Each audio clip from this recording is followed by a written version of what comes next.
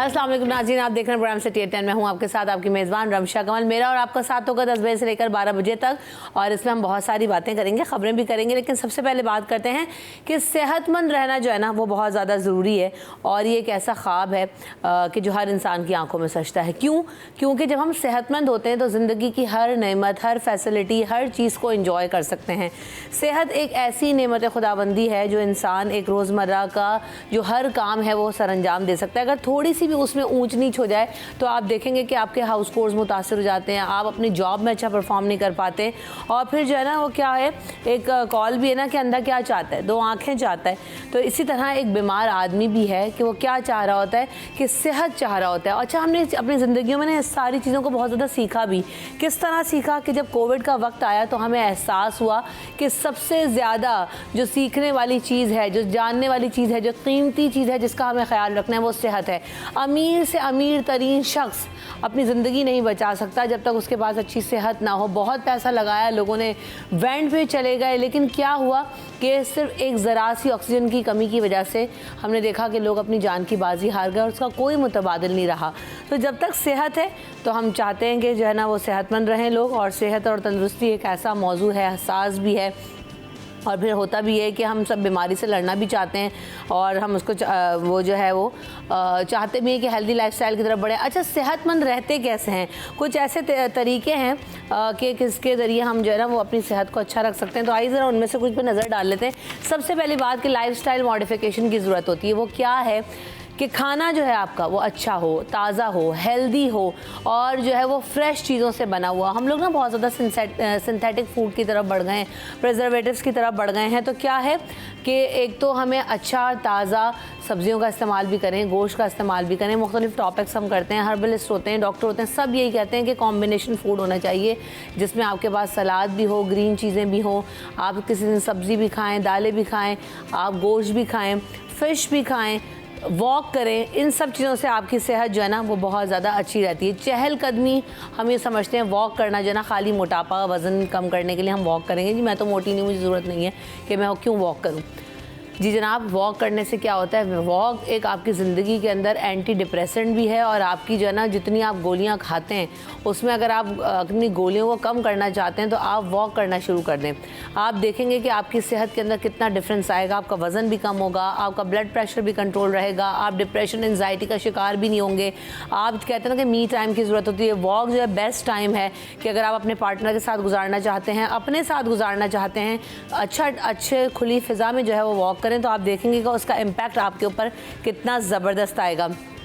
इसके अलावा हम सोडा ड्रिंक्स के ऊपर बहुत ज़्यादा रिलाई कर रहे होते हैं, तो जी सोडा ड्रिंक्स को हमें बहुत ज़्यादा अवॉइड करना चाहिए। उसका भी बहुत नेगेटिव इम्पैक्ट है हमारी सेहत के ऊपर, क्योंकि क्या होता है कि एक तो आपको पता है कि डायबिटीज़ का जो रेशो है वो पाकिस्तान में सबसे ज़्यादा है दुनिया के अंदर।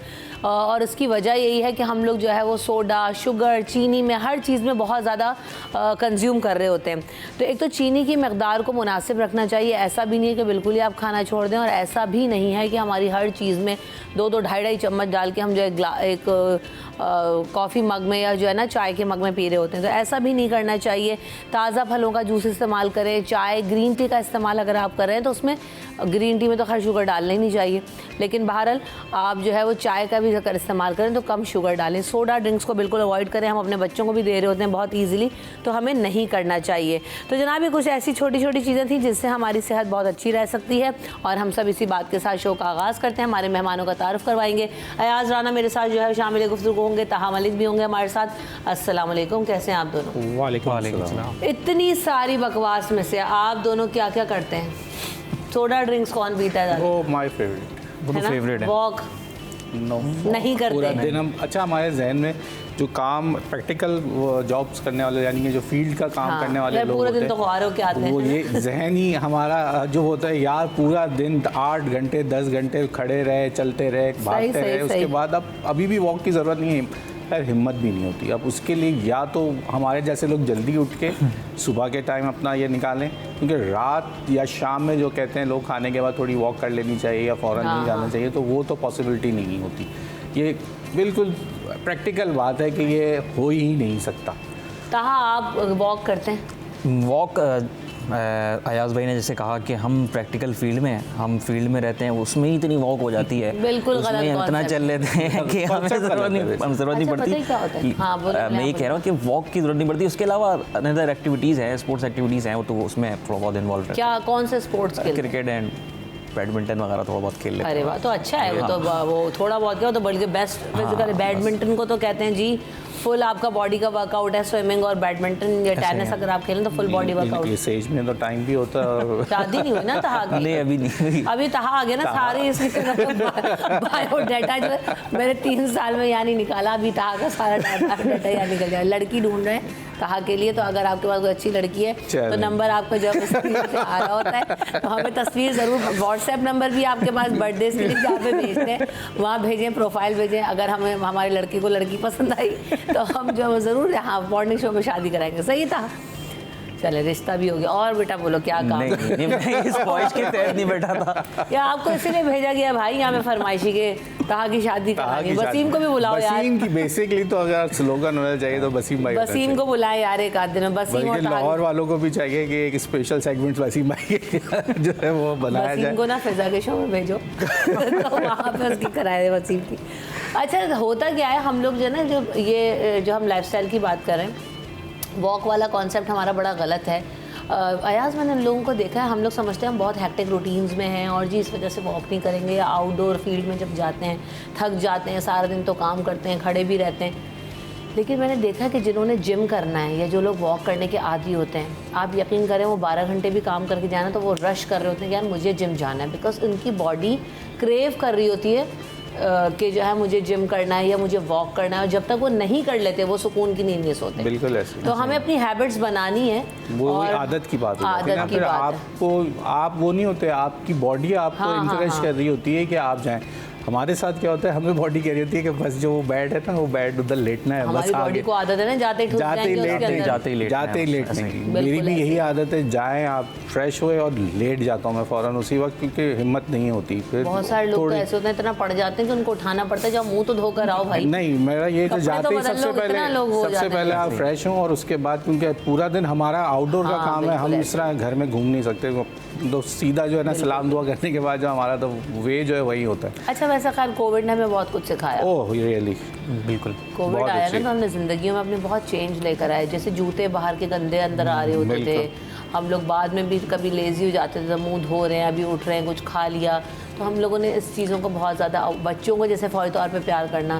तो मैं उस वक्त भी मॉर्निंग शो करती थी, कोविड का जब वक्त था, तो मुझे याद है कि इतना ज़्यादा, क्योंकि शुरू में इतना पैनिक था कि समझ ही नहीं आ रहा था कि करना क्या है। हैंड वॉश का सबसे ज़्यादा अगर लोगों को पूरी दुनिया में अगर बात करें, अगर आदत डली है तो ये कोविड की वजह से। आज मुझे ये भी याद है कि जब तक मैं जो ऑफिस से कपड़े बाहर से पहन के जाती थी, उनको उतार के वॉशिंग में रख के अपने आप को नहा धो के नहीं आती थी, मैं बच्चों को नहीं उठाती थी।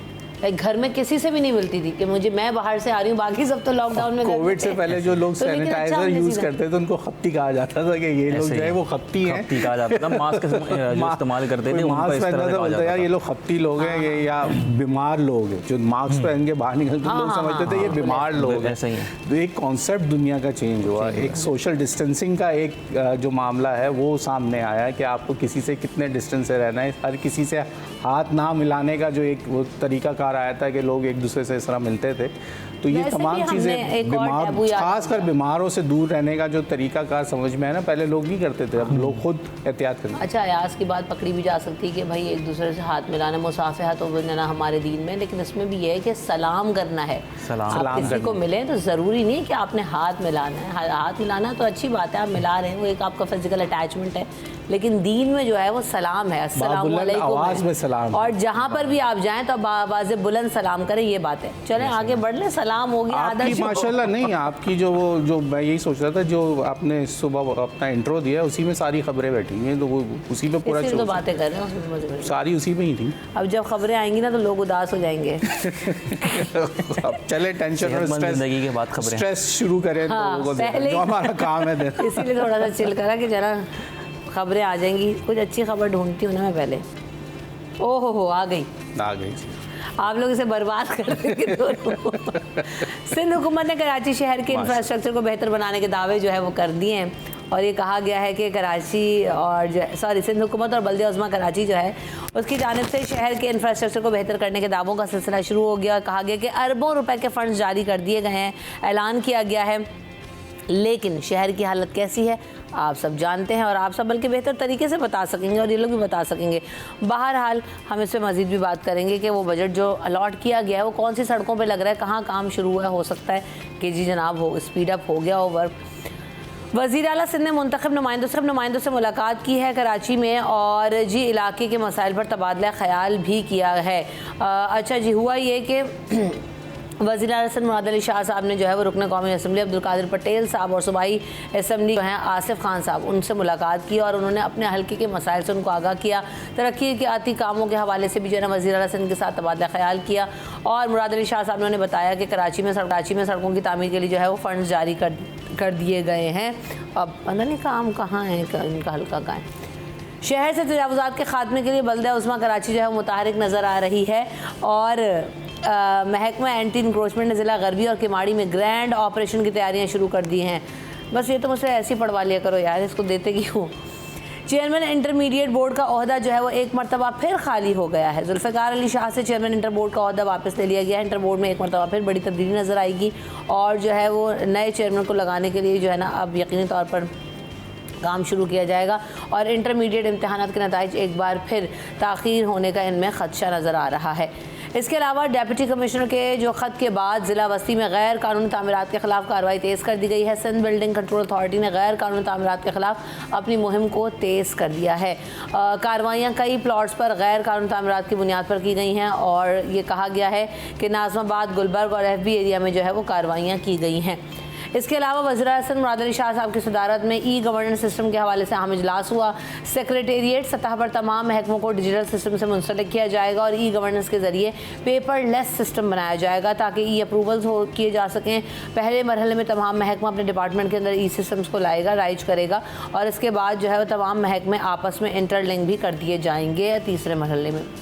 इसके अलावा सिंध असम्बली में इंसदाद मंशियात से मुताल्लिक़ कानून इत्तेफाक़ राय से मंजूर कर दिया गया है जिसमें मंशियात के इस्तेमाल, तैयारी, तरसील और फ़रोग़ को नाकाबिल ज़मानत जुर्म करार दे दिया गया है और नए कानून के तहत तालीमी इदारों और अतराफ़ में नशा आवर अशिया की फ़रोग़ और इस्तेमाल पर इंतहाई सज़ा होगी जबकि मंशियात की इत्तला पर एक्साइज़ पुलिस किसी भी इमारत में जो है वो छापा मार सकेगी। इसके अलावा किताबी किताबों की जो मुफ्त तकसीम है उसके हवाले से चेयरमैन चनेसर टाउन फ़रहान गनी साहब जो है उनकी हिदायत पर जो है वो किताबें तकसीम कर दी गई हैं और इस हवाले से जो है वो तकरीब भी मुनक़्क़िद की गई जहाँ किताबें तकसीम की गई। इसके अलावा चीफ सेक्रेटरी सिंध सैयद आसिफ हैदर शाह साहब ने सदर के इलाके का दौरा किया और तजावुज़ात और सड़कों की ख़राब हालत पर जो है बरहमी का इजहार किया। चीफ सेक्रेटरी ने यह कहा है कि तजावुज़ात हरगिज़ बर्दाश्त नहीं की जाएंगी और शहर में सफाई के निज़ाम को बेहतर बनाने के लिए इक़दाम किए जाएंगे। वक्फ़ा लेंगे, वक्फ़े के बाद ख़बरों पर तज्ज़िया होगा।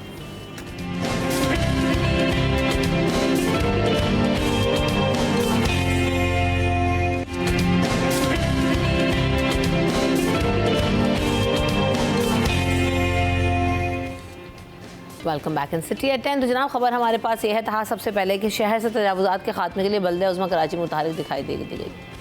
सैकड़ों बार आप भी ये खबरें आप लोग देते होंगे, पता नहीं। तजावुज़ात का खात्मा ज़रूरी भी है लेकिन क्या इसका कोई परमानेंट प्लान है? नहीं है। कह रहे हैं ग्रैंड ऑपरेशन हो रहा है भाई। अच्छा, ये इसमें ज़िला साउथ की डिस्ट्रिक्ट साउथ की और किमाड़ी की बात करें, डिस्ट्रिक्ट साउथ में तो ज़रूरत भी है इसकी। अगर हम सदर के एरिया की तरफ देखें तजावुज़ात जो है वो भरमार लगी हुई है लेकिन वही बात है कि एक तरफ से हटाते हुए जाते हैं महकमा और पीछे से वो दोबारा से अपने ठेले ला करके खड़े करते हैं। पहले भी हमने देखा था सदर में, अतराफ के इलाकों में ये एम्प्रेस मार्केट में सारे ठेले हटाए, अब फिर आप जाके देखें तो वही हाल है। तो इसका हल ही यही है कि जो वहाँ पर ट्रैफिक के मसाइल हैं उनका हल ही यही है कि तजावुज़ात का परमानेंट खात्मा किया जाए। लेकिन फिर वही सवाल कि भाई इसका परमानेंट कोई सॉल्यूशन निकलेगा या नहीं निकलेगा। परमानेंट सॉल्यूशन निकलता हुआ हमें नज़र नहीं आता। एक जगह से महकमा कार्रवाई करता है, पीछे से फिर उन्हीं के महकमे में जाकर के लोग जो है उनकी सरपरस्ती में वो काम दोबारा हो जाता है। तो फिर ये उस सरपरस्ती को पहले ख़त्म करना पड़ेगा। होगा कैसे ये इतने सालों में क्या खत्म करने की सोच रही भाई? तरीक़ाकार पता है क्या होता है? प्रैक्टिकली अगर जो फील्ड में ये लोग काम करते हैं, जब ये ऐसी चीज़ों का अनाउंसमेंट होता है ना तो जो इनके पीछे काली भेड़ है ना उनके रेट बढ़ जाते हैं कि भाई इदारों ने ग्रैंड ऑपरेशन का ऐलान कर दिया तो वो फिर ग्रैंड करप्शन भी साथ नाइट ऑपरेशन भी शुरू कर दिया भाई। सीनियर डायरेक्टर कह रहे हैं एंटी इंक्रोचमेंट। होता क्या है कि ये जब सामान जब्त करते हैं तो इसका मतलब ये नहीं है कि सामान सरकारी तहवील में चला गया, वो जाते हैं बाद शाम में ही जाएंगे, उसी 2 घंटे में वो होटल वाला जाएगा, वो चालान भरेगा, अपनी कुर्सियाँ उठाएगा। ज़्यादातर कल जो हम फुटेज देख रहे थे, कुर्सियाँ उठाई जा रही थी, जो होटल पे कुर्सियाँ लगा के लोग बाहर चाय पिला रहे हैं आपको सड़कों पे बिठा के, उनकी कुर्सियाँ और टेबल्स ले जाते हैं। उसके बाद वो 50,000 रुपये या 30,000 रुपये का चालान जमा कराते हैं, ऊपर से उनको अंडर द टेबल देते हैं। वो सामान उसी 1 घंटे के अंदर अगर ना आ जाए इस पूरे शहर के अंदर, आप जो सज़ा बोलें वो मैं खाने के लिए तैयार। ये शहर का ये डिलेमा है, ये हो रहा है और ये आज 77 सालों से हो रहा है। आपका ये तरीक़ाकार हो कि आपने सरकारी तहवील में वो सामान ले लिया, उसके बाद दोबारा नहीं मिलेगा, उसको वो 100 टेबल और 50 टेबल जमा करने के लिए उसको लग पता जाएगा उस दुकानदार को। उसकी कीमत जब दोबारा लगेगी ना, वो 20,000 रुपये की टेबल नहीं है, नहीं आ ही नहीं सकता ज़ाहिर। वो 20,000 रुपये में वो अपनी 50 टेबल निकाल के वापस जो ले आता है, उसके बाद वो कहेगा मैं दोबारा, फिर जब वो दोबारा लगाएगा तो वो जो रेट पहले दे रहा था उनको, अगर वो 5,000 रुपये हफ्ता दे रहा था तो वो फिर 10,000 रुपये हफ्ता देगा। तो ये होता है इन ऑपरेशनों का आखिरकार जो ख़त्म होते हैं। तो अगर ये ऑपरेशन अब तक हो रहे होते तो क्या बोरी बाजार की ये हालत होती? पूरा शहर साफ होता फिर तो। क्या आप बोल्टन मार्केट के अंदर अपनी गलियां हैं वो पथारों के लिए नहीं बनाई गई, वो आपके और मेरे जाने के लिए, या वहाँ गाड़ी, जब भी तो एम ए जिन्ना रोड के ऊपर ट्रैफिक का दबाव है कि गाड़ी लेके हम जाएं किधर, क्योंकि वो गलियों के अंदर पथारे लगे हुए हैं। अब पथारे के आगे जब आप गाड़ी लगाएंगे, जो 3 लेन की आपकी गली है वो रह जाएगी 1 लाइन की, और पुलिस वाला आपको फिर गाड़ी नहीं खड़ी करने देता। बड़ी अच्छी एक बात आदमी ने बात बोली, जितनी तेज़ी से आपकी वो पुलिस वाले एक्टिवली गाड़ी रॉन्ग पार्किंग या उस बाइक उठा के ले जाते हैं, इतनी तेज़ी से चोर को भी पकड़ लेना जितनी तेज़ी से ये गाड़ियाँ नो पार्किंग से या डबल पार्किंग से उठाते हैं। कारोबार है ना, कमाने का जरिए, वो आप जाएँ फिर उनको वो भी 600-800 रुपये तो ले ही लेते हैं बाइक वाले से भी। अब कितने ले लेते हैं भाई? लिफ्टिंग चार्जेस अलग हैं। वो पता क्या करते हैं, कहते हैं अच्छा चले, आपने कोई बातचीत बोल दी ना हमने कि भाई हम यहाँ से हैं, ये या फोन, अच्छा यार चलो तुम्हारे लिए लिफ्टिंग चार्जेस दे दो, क्योंकि वो कोई सरकारी खाते में नहीं है। 300 रुपये है बाइक के लिफ्टिंग चार्जेस मेरे ख्याल से, और 500 रुपये गाड़ी की लिफ्टिंग चार्जेस। सिर्फ आप ये दे दें, चलान रहने दें, चलान भले 200 रुपये का है, 300 रुपये का है, 500 रुपये का, वो रहने देते हैं, आप लिफ्टिंग चार्जेस दें। अच्छा, अभी ये हो रहा है कि चीफ सेक्रेटरी सिंध जो है सैयद आसिफ हैदर शाह जो है, उन्होंने सदर के इलाके का दौरा भी किया इसी हवाले से, और जो है वो उन्होंने काफ़ी लोगों को मुअत्तल भी किया, जिसमें ताल्लुका म्यूनसिपल कमिश्नर जो है सदर के नूर हसन जोकी को, उनको मुअत्तल भी कर दिया। ऐसी तजावुज़ात की, ऐसे कि तजावुज़ात आपके इलाके में अभी तक हैं तो आप नहीं कर पा रहे, तो क्या पता जो है ना सीरियसली कर रहे हो, सफाई के निज़ाम को बेहतर बनाने के लिए भी कह रहे हैं। ऐसे दौरे हम पहले भी देखते रहे हैं माजी के अंदर, ये सेक्रेटरी लेवल के अहदेदारान हो, MPAs हो, MNAs हो, ये दौरे करते हैं, जाके अहकामात देते हैं, उनको खुश करने के लिए 2 दिन का ऑपरेशन कर दिया जाता है, सब कुछ मुअत्तल भी हो जाता है। लेकिन वापसी का जब रास्ता जब तक बंद नहीं किया जाएगा ना, वही बात है अयाज़ भाई वाली कि जब तक वापसी का रास्ता इन लोगों का बंद नहीं किया जाएगा तब तक ऐसे मामला चलते रहेंगे। अगर हम देखें कि इनकी सरपरस्ती जो इदारों के अंदर आपके लोग कर रहे हैं ना, आप सबसे पहले आप ग्राउंड पर जाकर कार्रवाई कर रहे हैं, उन फतारों को उठा रहे हैं, लेकिन सबसे पहले अपने इदारे में जाकर के कार्रवाई करें कि उनको सरपरस्ती कौन कर रहा है, उनको इजाज़त किसने दी। अगर ऐसे लोगों का पहले खात्मा किया जाएगा इदारों के अंदर, तो वो अपने आप ही, मेरा ख्याल है कि वो अपने आप ही माइनस होते जाएंगे तजावुज़ात जो हैं। क्योंकि हम देखें कोई भी है वो बिज़नेस के इरादे से आया हुआ है, कोई भी पटारा लगा रहा है, कोई अपने बिज़नेस के इरादे से आया हुआ है, लेकिन उसको इजाज़त कौन दे रहा है पैसे लेकर के? कोई ना कोई महकमे का बंदा दे रहा है ना। तो उस महकमे के बंदे पे अगर पाबंदी लगाई जाए, उसका उन लोगों, ऐसे लोगों का खात्मा किया जाए, ऐसी काली भेड़ों का खात्मा किया जाएगा, तो ये तजावुज़ात का मामला जो है वो ऑटोमेटिकली आगे से हल होता जाएगा। दुकानदार भी इन्वॉल्व है, ये मैं आपको बताऊं भाई, वो दुकान छोड़ के चाहते हैं आगे ठेले में ज़्यादा कारोबार हो रहा है। दुकानदार भी, अब जिसकी दुकान नहीं चलती वो अपना एक पथारा सामने लगवाता है। अगर वो कहता है, वो हो सकता है कि वो अपने उतनी ही रेंट जितना उसको देना है उतनी रेंट का वो पथारे वाले से पैसे लेता है। अच्छा, आप पता है एक और चीज़ भी करते हैं, जैसे आप मुझे ये ख़रीदना है टेबल और ये बाहर मिल रहा है, तो जैसे ही मैं उससे जाके पूछूंगी ये टेबल दिखाओ ये कितने का, तो कहेगा बाजी आए अंदर चलें दुकान में, और भी बहुत सारी चीज़ें। तो लाइक उन्होंने अपने जो है बिल्कुल ऐसे पथारे बाहर घेरने के डिस्प्ले सेंटर बनाए हैं, डिस्प्ले, और उन्हीं के ही हैं वो, बिल्कुल ऐसे ही हैं। और वो बाज़ ने अपने लगाए हुए, बाज़ ने वो जगह रेंट आउट की हुई है। ये तारिक रोड और भादराबाद पे वो जगह रेंट आउट हुई हुई है। तारिक रोड तो आपने देखा है, हैदरी वो जगह रेंट आउट हुई है, बोरी बाज़ार में वो जगह रेंट आउट हुई हुई है। ये मैं वो बाज़ार के नाम ले रहा हूँ जो पुराने बड़े बाज़ार शहर के माने। अच्छा, हमारा कौमी मिजाज भी क्या हो गया, एक इत्तेफाक ऐसा हुआ मेरा जो है वो संडे के दिन सब्ज़ी खरीदने गई मार्केट में, तो जी दूध वाले की दुकान के आगे जो है वो गाड़ी लगा दी मैंने। तो वो बहस करने लगा कि बाजी यहाँ पे तो दूध लेने बाइकों पे लोग आते हैं, तो आपने गाड़ी लगा दी। मैंने कहा तुम्हें पता है मुझे दूध दही लेना है या नहीं लेना, तो मैं गाड़ी लगाऊंगी, उतरूंगी तो तुमसे, तुम मुझे गाड़ी क्यों नहीं लगाने दी? नहीं नहीं नहीं, वो मैंने कहा तो तुम खाली बाइक वालों को जो है वो दूध बेचते हो या दही बेचते हो, तो हम नहीं ले सकते तुमसे। तो लाइक उनका इतना ऐसा मिजाज है कि आप उनकी दुकान के फिर मैंने मुझे गुस्सा आया के साथ वो रोड तो मैंने कहा तुमने दुकान खरीदी है या रेंट दे रहे हो तो तुमने तुम्हारे बाप का रोड है कि तुम जो मुझे यहाँ पे गाड़ी नहीं लगाने दो। फिर मैंने हट धर्मी से लगाई, मैंने कहा हटा के दिखा दो उस गाड़ी। अपनी जायदाद समझते हैं तो आपका तो वो रोड नहीं है ना, आप क्यों कह रहे हैं किसी को, तो वो नहीं लगा, वो टायर खड़े कर देते हैं वो आधे आधे रोड तक जो है वो अपनी। तो क्यों भाई, आपको टाउन वाले जो है वो 3 फीट के बाद आपकी दुकान से 3 फीट के बाद जो आपका एरिया है बस उतनी ही आपको इजाज़त है। हाँ। उसके बाद आपकी इजाज़त नहीं है। वो पब्लिक प्रॉपर्टी है, वो फुटपाथ है, वो आपके और मेरे चलने के लिए जगह मुख्तस की गई है। दुकान से 3 फीट के बाद 3 फीट तक तो फिर भी यहाँ इजाज़त है। दुनिया में कहीं भी बाहर माल रखने की इजाज़त नहीं होती। मैंने ज़िंदगी गुजारी है दुबई में, दुबई में भी बाहर लोग सामान रखते हैं, शारजा में भी रखते हैं, लेकिन जहाँ पता चलता है बल्दिया आ गई इतनी तेज़ी से दुकानों के अंदर सामान डाला जाता है क्योंकि वहाँ वंस एक दफ़ा माल उड़ गया और चालान हो गया फिर वापस नहीं होता। वो भी ऐसा नहीं ना कि आपको सामने गाड़ी ना रोडों पे लगाने दें, लाइक वो तो हो ही नहीं सकता। वो जो जगह है वहाँ पे आपको कहते हैं वो पार्किंग दुकानदार वो पार्किंग सिर्फ रोक सकता है जो बल्दिया को पैसे देता है उस पार्किंग की कि ये मेरी दुकान के आगे 3 पार्किंग मैंने ली है, वो उसका सालाना पैसे जमा कराता है तो वो पार्किंग मुख्तस होती है। दुनिया का ये तरीका कार है। यहाँ तो भाई दुकान ले ली, उसके बाद जहाँ तक वो सामने खड़ा है वो रोड उसका हो गया।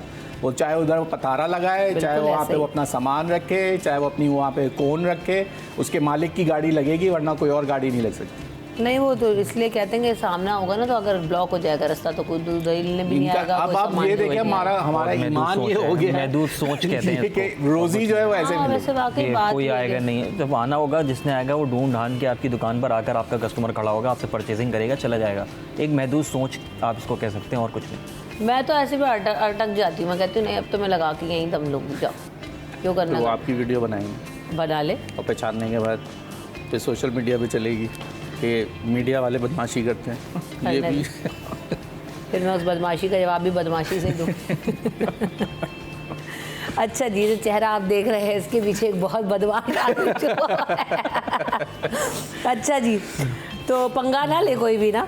सिंध हुकूमत ने कराची शहर के इंफ्रास्ट्रक्चर को बेहतर बनाने के जो है वो दावे करना शुरू कर दिए हैं। अभी अरबों रुपए के फंड हो गए, 3 अरब समथिंग के जो है ना वो फंड भी जारी करने के लिए कहा गया था। पिछले दिनों की खबर थी 1.5 अरब तो जारी कर दिए थे ना। कहाँ लगे, अभी तो दिए हैं ना, अभी जारी किए हैं। वो नजर आए ना भाई। अब सड़कें बनाने के लिए क्या आपको कितने महीने चाहिए? बारिश जितना बोलती है ना, उन्होंने आपकी सड़क बना दी, यहाँ से ऑफिस जाने वाली बना दी है। नहीं वो भी टाउन के मातहत बनी है, वो किसी वज़ारत बल्दियात ने नहीं करी है, वो टाउन के मातहत बनी है जिसकी आप बात करें। वो तो पैसे बल्दियात वाले टाउन को ही देंगे ना, कि नहीं देंगे?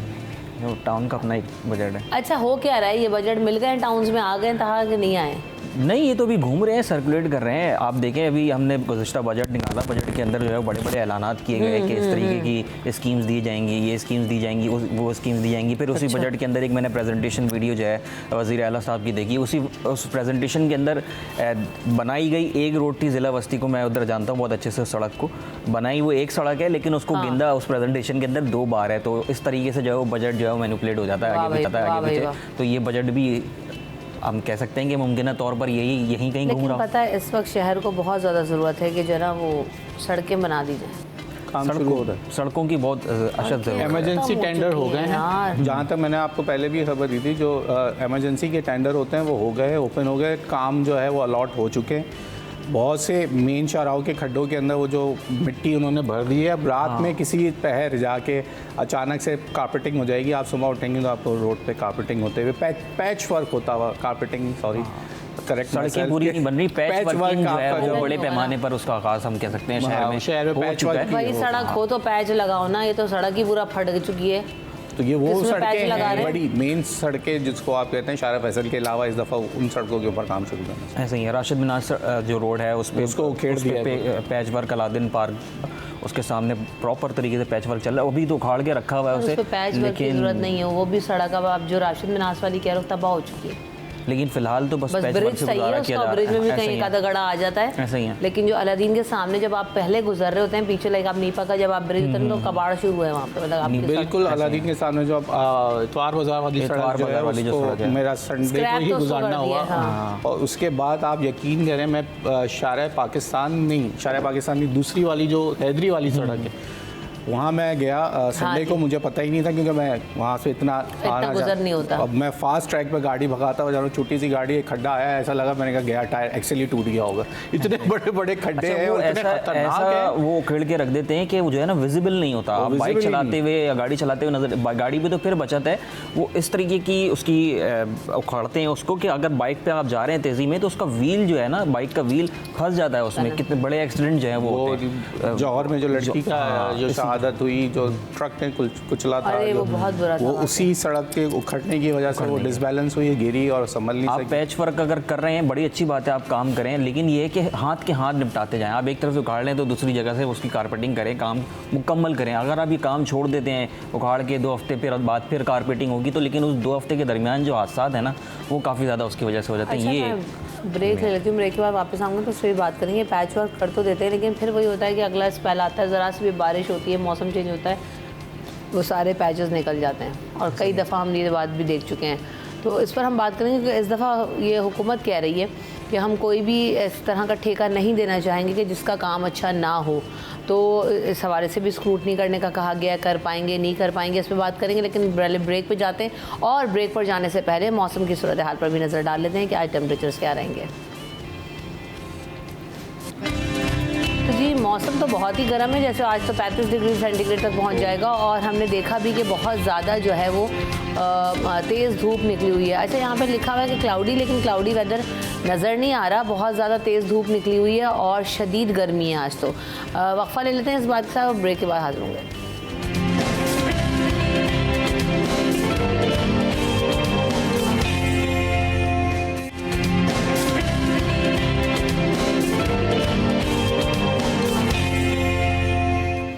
Welcome back in city 10। बात हो रही जी शहर की सफाई सुथराई के हवाले से, इजलास भी हो रहे हैं और मरम्मत का काम भी जारी होना है। इन सब चीज़ों के हवाले से बात करना है। अच्छा एक और चीज़ हमें नज़र आई वो ये कि वज़ीर आला सैयद मुराद अली शाकिर साहब की सदारत में जो ई गवर्नेंस सिस्टम के हवाले से भी जना इजलास हुआ है और कहा गया है कि तमाम चीज़ों को जो है वो अब डिजिटल सिस्टम से मुंसलिक किया जाएगा, पेपरलेस सिस्टम बनाया जाएगा। बड़े अरसे से ज़रूरत थी इसकी और होना भी चाहिए था। तो क्या आपकी इस बारे में? इसको ये कहेंगे कि देर आए मगर दुरुस्त आए। हाँ। ये इसको हम ये कह सकते हैं और इससे बहुत सारे सरकारी खाते जो है वो प्रॉपर होते हुए हमें नज़र आएंगे और ये होना भी चाहिए। मॉडर्न एरा है हमारा। हाँ। हम एक डिजिटल जो ज़िंदगी में डिजिटल हमारी हर जगह पर है, डिजिटल एरा के अंदर हम आ चुके हैं, तो अब ये चीज़ें भी इसी तरीके से होनी चाहिए। लेकिन इनकी इम्प्लीमेंटेशन जो है ना उसका एक सवाल है। आपने ऐलान कर दिया, आपने तमाम तर चीज़ें कर दी, अब इम्प्लीमेंट कब होगा? ऐलानात तो बड़े बड़े कर दिए जाते हैं, इम्प्लीमेंट कब होगा? हम ये अच्छा इसमें इस खबर के अंदर है कि इसको जो है डिपार्टमेंटल वाइज जो है वो लेकर के चला जाएगा। पहले निचली सतह से ऊपरी सतह तक और फिर दरमियानी सतह के बाद फिर ऊपरी सतह तक इसको कनेक्ट किया जाएगा। तो ये एक अच्छी खबर हमें नज़र आती है। देर आए दुरुस्त आए, बेहतर आए और इससे जो है ना आवाम को सहूलियात मिले। अगर इस सिस्टम के तहत आवाम को सहूलियात मिल जाती हैं तो फिर क्या ही बात है। और हमने ये भी इस खबर के अंदर है कि सेक्रेटेरिएट तक जो है उसको कनेक्ट किया जाएगा, फिर वज़ीर आला सेक्रेटेरिएट तक इसको कनेक्ट किया जाएगा। तो जब ये तमाम तर चीज़ें एक जगह पर आ जाएंगी तो इसकी मॉनिटरिंग भी फिर आसान हो जाएगी। हम बार बार सवाल करते हैं कि भाई ऐलानात हो जाते हैं, बहुत सारी चीज़ें हो जाती हैं, उसकी मॉनिटरिंग करना जो है वो आला ओहदेदारान के लिए मुश्किल है। अगर MPA MNA है, किसी हम कह सकते हैं वजारत का वज़ीर बल्दियात हैं किसी की भी, तो उनके लिए मॉनिटरिंग करना जो है ना अपने महकमे के अंदर बड़ा आसान हो जाएगा। अपने लैपटॉप पर बैठे, अपने PC के ऊपर बैठ करके मॉनिटर कर लिया कि कितनी कंप्लेंट्स है, क्या काम हो रहा है, क्या काम नहीं हो रहा। मॉनिटरिंग का जो सिलसिला है ना वो बड़ा आसान हो जाएगा इससे। लेकिन यही है कि जल्द से जल्द इस सिस्टम को जो है इम्प्लीमेंट कर दिया जाए तो आसानी हो जाएगी। वफाकी काबीना में ये हो चुका है। हमारी जो वफाकी काबीना है वो पेपरलेस है। उधर यानी कि सबके पास अपने iPads हैं, वहीं पे उस पर काम होता है, उनके पास एजेंडा आ जाता है, वहीं पे वो सारी चीज़ें करते हैं। तो ये एक हमें वफाक से इसका एक मॉडल मिल चुका है। तो वज़ीर आला साहब सबसे पहले अपनी काबीना के अंदर अगर इसको ले आएँ तो उनको भी एक पता चल जाएगा। वो ख़ुद तो बहुत ज़्यादा यूज़ करते हैं। वो वज़ीर आला साहब ने ये बात एतराफ़ की है कि वो गैजेट्स पसंद करते हैं और उसका इस्तेमाल भी जो है उसको करना चाहते हैं कि और वो लाना चाहते हैं ये चीज़ें जद्दत में आएँ, क्योंकि ज़रूरी भी है और ज़रूरी है आज की। और सबसे अहम चीज़ ये है कि ये इदारों के अंदर आनी बहुत ज़रूरी है। जब तक ह्यूमन इंटरेक्शन, आपका और दो आदमियों के बीच का मिलना जो होता है ना, वो फिर बुराई की जड़ बनता है। तो ये ज़रूरी है कि जब तक डिजिटलाइजेशन नहीं होगी, जब तक आपकी करप्शन के ऊपर भी आपको जब अगर हाथ कम करना है, इसको ख़त्म करना है, उसका वाहिद हल है कि आप डिजिटलाइजेशन कर दें, ह्यूमन इंटरेक्शन ख़त्म कर दें। बिल्कुल ऐसा ही, और लोगों के लिए भी आसान हो जाता है ना, बिल्कुल ऐसा। और काम करने वाले के लिए भी आसान है, काम करवाने वाले के लिए भी आसान हो जाता है ई सिस्टम्स के तहत। थैंक यू सो मच तहा और अयाज, आप दोनों ने वक्त दिया, आप दोनों का बहुत शुक्रिया। हम यहाँ पे वक्फे की तरफ बढ़ेंगे, वक्फे के बाद हाजिर होंगे अपने अगले सेगमेंट में।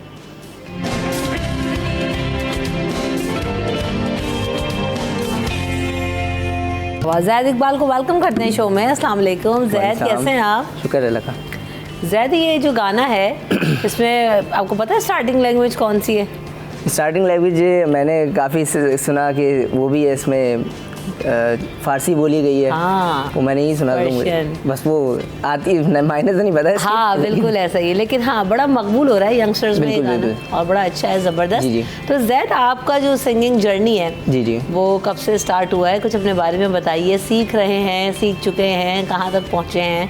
मतलब मुझे जो है वो स्टार्ट से शौक था। हाँ। मैंने किसी से सीखा नहीं, मतलब वो एक होता है ना गॉड गिफ्टेड। हाँ, वो स्टार्ट से ही तो वो था। उसके बाद मतलब स्कूल में मैट्रिक के बाद, मैट्रिक की उसमें फेयरवेल वगैरह में हम लोग करते थे शोज़ वगैरह। सही। मैं अकेले ही करता था, बैंड वगैरह ज्वाइन कभी किया नहीं था, प्राइवेट शोज़ वगैरह किए। बस वो करते करते फिर वो शौक ऐसा आगे बढ़ा कि अब जो है इसको आगे लेके चलने साथ। तो अभी म्यूज़िक में आप जो है वो गिटारिस्ट हो? मैं एज ए सिंगर हूँ। एज ए सिंगर हो, अच्छा। तो सीखा भी है आपने या जो है वो बस एज पैशन ही कंटिन्यू किया? क्योंकि अभी हम देख रहे हैं कि बहुत सारे जो हमारे इंस्टीट्यूट्स भी आ गए हैं, बच्चों को सिंगिंग और म्यूज़िक सिखा भी रहे हैं। तो आपने इसको एज पैशन ही कंटिन्यू कर रहे हैं या आप इसको एज ए प्रोफेशन भी रखना चाहते हैं? एज ए प्रोफेशन भी रखना चाहता हूँ मैं, क्योंकि आगे आपको पता है कि जो ना एक शौक जो ना वो साथ लाजमी होना चाहिए। मतलब काम सिर्फ काम जो ना वो ज़्यादा आपके टाइम में आपको खुद पता होगा कि कोई ना कोई पैशन किसी न किसी के साथ है लाजमी। बिल्कुल। बंदा वैसे जो ना वो बेहतर होता है कि डिप्रेशन से ज़्यादा इन चीज़ों में लग जाए तो वो ज़्यादा इजीली होता है आपके लिए ना। काफ़ी चीज़ें जो ना आपके लिए ये हो जाता है कि आपको एक तो रिलैक्स है बहुत, ठीक है, ये चीज़ है इसमें कि आपको और चीज़ों से ना फालतू चीज़ों से डाइवर्ट हो जाता है बंदा, ये चीज़ है इसमें। तो पढ़ाई कहाँ तक की, अभी क्या कर रहे हो आजकल? पढ़ाई अभी मेरी जो है वो बीकॉम चल रहा है माशाल्लाह। और बेसिकली और दूसरी तरफ जो है वो ऑटोमोबाइल्स में मैंने डिप्लोमा भी किया अभी। वेरी नाइस, साथ साथ सब चीज़ें चल रही हैं। म्यूज़िक पढ़ने का इरादा है? नहीं, पढ़ने का इरादा नहीं है, जस्ट शौक है तो शौक की हद तक शौक की हद तक करना है। Very nice. तो जैमिंग वगैरह कहाँ करते हैं? कोई बैंड के साथ भी आपने बताया मुंसलिक नहीं हो, तो किस तरह से रियाज करते हो, किस तरह से प्रैक्टिस करते हो? रूटीन क्या होता है? रूटीन ये होती है कि बस वो समझ लें कि बैठे मैं अकेले ही, हाँ, और अकेले ही जो है ना वो बस रूम में ही अपने अच्छा सॉन्ग वगैरह निकाल के खुद ही प्ले करके इस तरीके से। अरे वाह। किसी के पास जाना नहीं सीखने, ना किसी के पास। तो गिटार भी नहीं सीखा, खुद ही प्ले करना है? खुद ही यूट्यूब से सीखा है? बस जस्ट कॉर्ड्स इसमें सीख लिए थे मैंने, गिटार यूट्यूब से ही, बाकी फिर वो खुद ही बजाना आ गया। मतलब इतना हो जाता है कि अपना खुद के गाने जो ना वो प्ले कर लेते हैं। अच्छा, ज़बरदस्त। तो ये तो बड़ा अच्छा है कि सेल्फ टॉट हैं आप, और अभी और ज़्यादा इसको प्रैक्टिस करें। तो मज़ीद ऐसे बात होगी, कुछ गाने भी सुनेंगे लेकिन ब्रेक के बाद।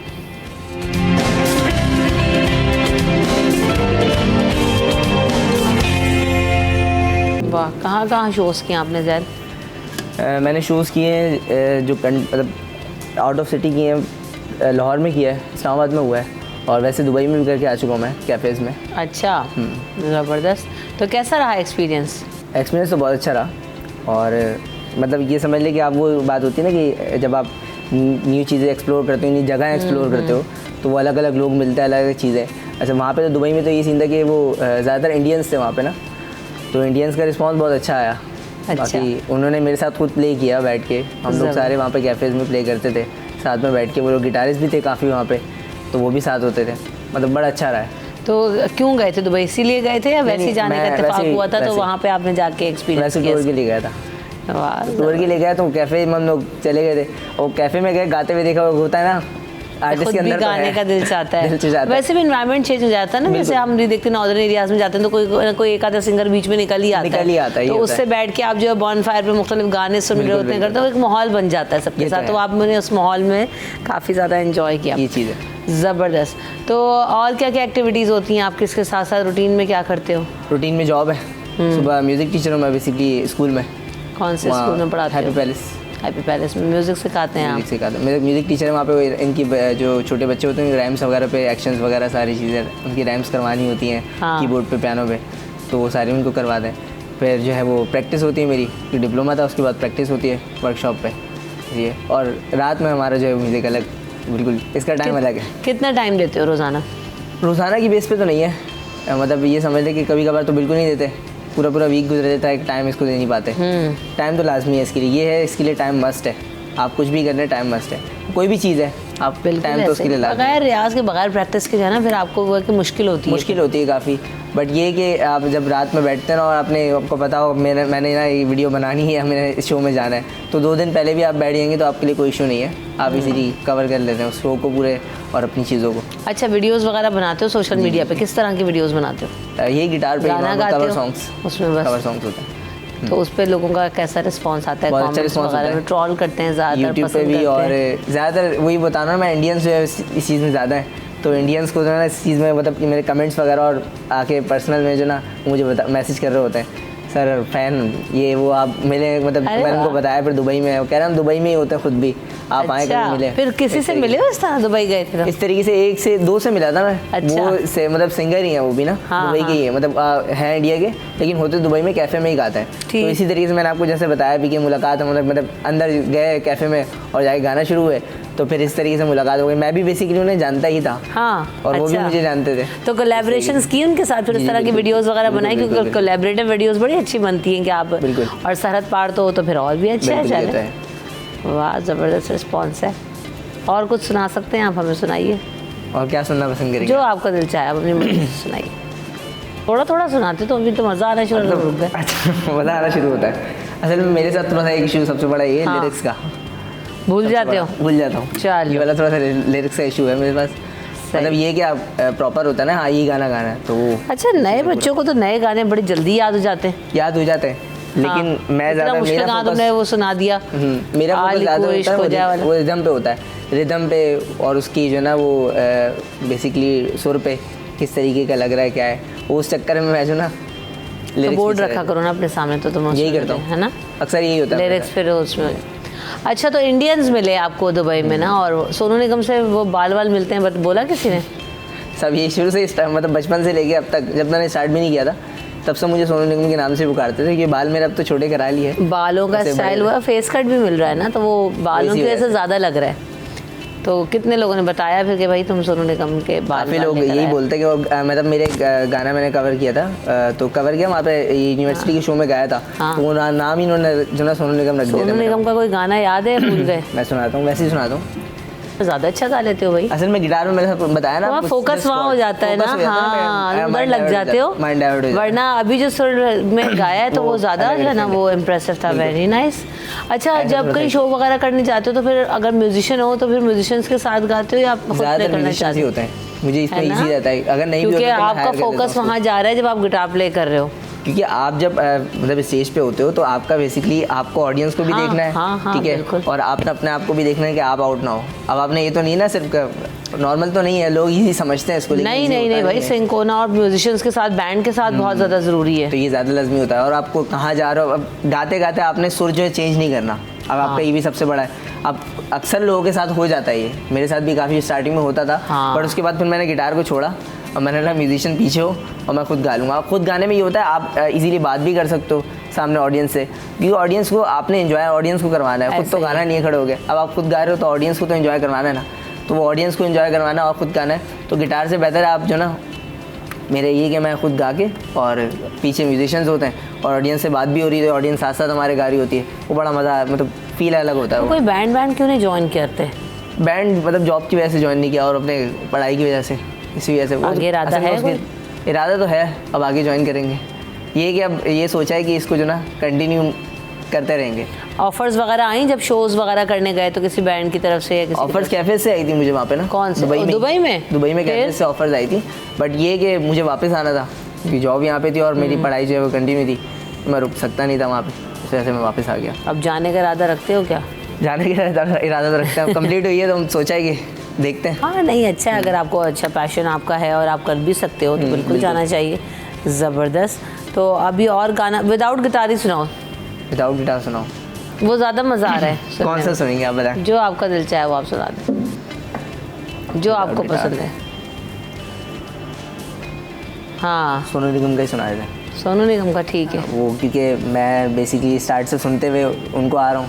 और फेवरेट सिंगर कौन है सोनू निगम के अलावा? अरिजीत सर, वो मतलब वो ऐसे हैं कि वो ये वाला। अच्छा, अभी पहले सोनू निगम का सुनाओ, फिर अरिजीत का भी सुनाना है, ठीक है? चलें जी, स्टार्ट करो। ये जो है ना, ये लेजेंड्स में आते हैं। बिल्कुल। अब लेजेंड्स में यूँ आते कि इन्होंने भी लेजेंड्स के साथ परफॉर्म किया। इनकी मैंने मतलब जो सुना, वो इन्होंने खुद बोलता है अपने मुँह से कि गाने से ज़्यादा ना आपके अंदर गाने का वो फील होना चाहिए। आप खुद पहले उसके अंदर उतरो। हाँ बिल्कुल, आपका उतरना लाजमी है, और जब भी आप दूसरे के सामने वाले को उतार सकते हो उसके अंदर। हाँ। तो ये मैंने जब उनकी बात सुनी तो मुझे एहसास हुआ, नहीं पहले खुद के अंदर जो ना ये फील होना चाहिए, हाँ यार मैं। देखिए, परफॉर्मेंस कोई भी हो ना, जब दिल से दिल तक नहीं पहुंचती ना, फिर उसका मज़ा नहीं आता। तो जब तक आप फील नहीं करोगे अगले तक पहुंचेगी भी नहीं। बिल्कुल। तो बड़ा अच्छा लगा ज़ैद आपसे मिलके, और बहुत अच्छा लगा कि आप हमारे शो में आए, बड़े अच्छे आपने गाने सुनाए। जाते जाते भी जो है वो आप अरिजीत का रह गया ना, अरिजीत का, तो वो सुनेंगे, उसके बाद ब्रेक की तरफ बढ़ेंगे। चलें, जाते जाते वो जाने वाले सुना देते हैं। Welcome back in city at 10। तो आज का हमारा मौजू ये है कि हमें सबको बहुत शौक़ है कि हमें रंग जो है अपना गोरा करना है। अब इस रंग को गोरा करने के लिए हम क्या करते हैं, बहुत सारी चीज़ें कर रहे हैं। ख़वातीन टोटके इस्तेमाल करती हैं, इंजेक्शंस भी लगवाए जा रहे हैं, मुख्तलिफ जो है वो एस्थेटिक्स ट्रीटमेंट्स आ गए हैं, मुख्तलिफ तरह के फेशियल्स आ गए हैं, क्रीम्स अवेलेबल हैं, सब कुछ चल रहा है मार्केट में। लेकिन आज हम ये जानने की कोशिश करेंगे कि क्या वाकई ये सब चीज़ें, या इनमें से कौन सी चीज़ जो है वो बहुत ज़्यादा इफ़ेक्टिव है और परमानेंट है, और क्या वाकई हमारी जो स्किन टोन है, जो रंग है, वो चेंज हो जाता है या नहीं होता, या आप वो उसमें फ्रेशनेस आ जाती है, या वाकई एक टोन आप या 2 टोन अपना रंग जो है वो गोरा कर सकते हैं, जिसको हम ये टर्म कहते हैं। तो और ख़ाली ख़वातीन इसमें पीछे नहीं है, हम देख रहे हैं कि जो है ना वो मर्द भी बहुत आगे हैं कि उन्हें भी रंग गोरा करना है। और मैंने बहुत सारे लोगों को भी आजकल इतने अरसे में देखा है कि उनके मुँह गोरे हैं, लड़कों के भी मर्दों के भी, पता नहीं क्या लगा रहे हैं, क्या कर रहे हैं, और गर्दनें और हाथ इतने काले हैं कि वो देख के ही अजीब लग रहा है। भाई आप पूरे काले हो ना, आप उसमें भी अच्छे लग रहे हो। लेकिन हम मसला ये है कि ये जो आया ना तीतर ना बटेर, ये क्यों हो रहा है और इसका मसला क्या है और इसको हल कैसे करना है, ये हमारे एक्सपर्ट्स हमें बताएंगे। हमारे साथ जो है उम्मे राहिल मौजूद हैं, आप जो है वो एस्थेटिशियन भी हैं और नेचुरोपैथी से भी आपका ताल्लुक है। वेलकम टू द शो उम्मे राहिल। और साथ साथ वालेकुम अस्सलाम, रज़ा इलाही साहब भी हमारे साथ मौजूद हैं, और रज़ा साहब जो है वो हर्बलिस्ट हैं। वालेकुम अस्सलाम। कैसे रज़ा साहब जो ना पूरे ही गोरे हैं। आपको अब गोरे रंग पे बात करेंगे तो ये ना समझे कि खुद अपनी चीज़ें लगा के गोरे हुए। तो ये बड़ा मसला है कि भाई पहले तो ज़रा मर्दों का पूछे ना, चले ख़वातीन को तो जी कुछ है ही मसला के गोरे होने का। इनबॉर्न है, ब्यूटी कॉन्शियस होती हैं। ये मर्दों को क्या हुआ, इतना मुँह ये लाल लाल सा मुँह लेके घूम रहे होते हैं, ना वो गोरा है ना वो काला। यहाँ पे सब कुछ काला है, हाथों की कोई फिक्र नहीं है, हाथ पे तो मॉइस्चराइजर भी नहीं लगाते लड़के, नहीं लगाते, कुछ भी नहीं लगाते। देखिए मसला ये है कि यहाँ पे औरत मर्द का मसला नहीं है। पहले तो ये था कि जी सास को बहू गोरी चाहिए, अभी भी यही है, अभी भी ये। तो उस वक्त था बेचारी बच्चियों को वो होती थी कि माए की शादी करनी तो रंग गोरा हो जाए। और बाकी सब चीज़ें एक तरफ, लेकिन रंग गोरा हो जाए, क्योंकि उसके पीछे बहुत सारी कहानियाँ। अच्छा, वो होते होते अब ये है कि लड़के क्यों पीछे रह जाएं। अब लड़कों का रंग भी ख़राब हो रहा है। आप गोरे रंग की बात करिए, लड़के लेज़र भी करवा रहे हैं। अच्छा, लड़के सब कुछ करवा रहे हैं, जो लड़कियां करवा रही हैं सब लड़के करवा रहे हैं। लेकिन लड़के उस तरह से ख्याल नहीं रख रहे होते जिस तरह लड़की रख सकती है या लड़की रखती है। क्योंकि मर्द हजरात को बाहर भी जाना है, बाइक पे ट्रैवल भी कर रहे हैं, बाहर के काम भी करने, उनकी स्किन की कंडीशन टाइप भी डिफरेंट होती है, तो उनका ख्याल रखना डिफरेंट होता है, और वो उसको जब मीट नहीं कर पाते तो स्किन डैमेज होती है। अच्छा, शॉर्टकट क्या होता है, औरत तो फिर भी पैसा लगा लेती है अपने ऊपर, मर्द कहता है कि आसान सी सस्ती चीज़ मिल जाए। तो वो अब फॉर्मूला क्रीम या जो कहते हैं शॉर्ट टर्म जिसे कहते हैं फौरी तौर पे रिजल्ट देने वाले केमिकल बेस्ड जो प्रोडक्ट है वो उस पर चले गए कि इतने महंगे ट्रीटमेंट पे कौन जाए या इतना टाइम कौन लगाए, कोई छोटी सी चीज़ मिल जाए जब बस रंग गोरा हो जाए। और सिर्फ उनका इसलिए फिर मुँह गोरा हो जाता है। मुँह गोरा क्या होता है, वो रेड इसलिए होता है कि उनके ऊपर की जो एपिडर्मिस होती है वो टोटली बर्न हो जाती है, उतर जाती है। तो डायरेक्ट जब सनलाइट लगती है या लाइट्स लगती हैं तो उनकी स्किन बर्न होना शुरू शुरू हो जाती है। तो उसका साइड इफेक्ट है, वो पहले रेड होती है फिर वो ब्लैक हो जाती है। लड़कियों को भी मैंने देखा, उनके मुंह पे नसें Yes. दिख रही होती हैं, समझिए बहुत प्यारी लग रही हैं। नहीं, नसें दिखने के अलावा आपको पता है जो केमिकल लगाते हैं उनके स्किन का जो रंग हो रहा है, उनको लगता है वो रंग गोरा हो गया, लेकिन आप दूर से पहचान लेंगे कि ये नेचुरल रंग गोरा है। अलग पता लग रहा है। स्किन की चमक या जो स्किन की चिकनाई होती है ना, बिल्कुल एक पतली लेयर से हो जाती है स्किन, तो वो अलग ही नज़र आ रही होती है। आपने कितने लड़कों को गोरा कर दिया है? अच्छा, क्योंकि राहिल जो है ना, वो तो एस्थेटिशियंस हैं, तो उनके पास तो ट्रीटमेंट्स के लिए भी फेशियल भी करा रहे हैं, हाइड्रा फेशियल मैं देख रही हूँ, और लड़कों को कराना भी चाहिए। खैर वो अच्छा है, बिल्कुल, कोई क्योंकि वो बुराई आपकी नहीं है। स्किन को नीट कर देता है। चले बिल्कुल फेशियल्स ऐसे ही। वगैरह तो आप कराएं, अच्छी बात है, बाइक वगैरह पे भी लोग जा रहे होते हैं लड़के वगैरह। अब मसला ये है कि इनके पास तो सारे ट्रीटमेंट्स कराने भी आ रहे हैं, आपके पास किस लिए आ रहे हैं? गोरा होने आ रहे हैं, नहीं आ रहे, आते हैं, या आपके पास रेशो कम है? आते हैं, हमारे पास भी आते हैं। असल में ख़ुसूसन वो तबका जब शादी के करीब तर लड़के बस। होते हैं, अच्छा, उनके 4 अंदर एक दिन में गोरा complex होना है? 4 दिन में, महीने में, अब उनके अंदर कम्प्लेक्स जागता है कि जी वो थोड़ा सा इतना टाइम नहीं है, काम पे भी जाना है, शादी के दिन भी चल रहे हैं और गोरा चिट्टा भी होना है ना। तो उसमें गोरा चिट्टा होने के लिए उसमें जो अमूमन हम लोग जो चीज़ें देते हैं ना, उसमें वो ज़्यादातर हम ये देखते हैं कि भाई इनका लीवर ठीक है, खून साफ़ है, खून साफ़ करने की चीज़ें दे दी। अच्छा, वो लीवर टॉनिक दे दी है, जिगर के लिए दे दी कि खून के अंदर जो है वो इनके कार्बन जो है वो निकल जाए, आरबीसी जो है वो बढ़ जाए, फेस पे ग्लोइंग आ जाए। दूल्हा जो है ना, शादी वाले दिन दूल्हा सा लगे। हाँ, सही बेचारा बात है। बेचारा सा ना और लगे। क्या, बेचारा तो नहीं है, अब आजकल का दूल्हा तो पूरा वो- मेकअप कराता है जाके। हाँ, तो वो ये कोशिश करते हैं हम। बाकी जो जिस तरह ब्यूटी के हवाले से मखसूस काम है, वो जैसे डॉक्टर उम्र राहिल है ना, इनका काम है वो सिर्फ ब्यूटी के हवाले से यही कर सकती हैं। हाँ। हम सिर्फ ये कर सकते हैं जैसे पुराने तौर के उपटन हैं, जैसे कि जो हर्बल बहुत के effective पुराने है। दौर के चलते हुए आ रहे हैं, जिसमें तुख्म बाकला है, हल्दी है, हुस्न यूसुफ है, इस टाइप की जो चीज़ें होती हैं, बेसन है, इस टाइप के उपटन बनते हैं। वो फीमेल और मेल दोनों में यूज़ करवा रहे होते हैं। लेकिन ऐसा होता है कि लड़कियों की स्किन चूँकि ज़्यादा सेंसिटिव होती है, लड़कों में थोड़ा रिज़ल्ट देर से आता है। तो फिर जैसा डॉक्टर साहिबा फरमा रही हैं कि वो शॉर्टकट में वो वाली क्रीमें जिनमें मरकरी का रेशो ज़्यादा है वो इस्तेमाल की जाती हैं, उससे हफ्ता 10 दिन में रंग गोरा चिट्टा हो जाता है, और वो जो सेफ्टी लेयर होती है स्किन की वो उतर जाती है, और चेहरा लाल टमाटर जैसा सोना सोना निकल आता है ना। उसके बाद वही चेहरा जो होता है 1-2 महीने के बाद वो काला हो रहा होता है और छाइयाँ पड़ी होती हैं। फिर बंदे ये सोच रहे होते हैं पता नहीं शादी के बाद डिप्रेशन में आ गया। फिर बहू को मलामत करना चाहिए, जब से ये आई है मेरे बेटे का हाल देखो क्या हो गया। लेकिन यहाँ पे एक बड़ी अच्छी बात है जो कि की पॉइंट है, हम रंग गोरा करने की बात करते हैं। आपने देखा होगा कि अच्छा भला रंग होता है बचपन में, जवानी में, उसके बाद वक्त के साथ साथ वो रंग ख़राब हो जाता है। उसकी वजह क्या है?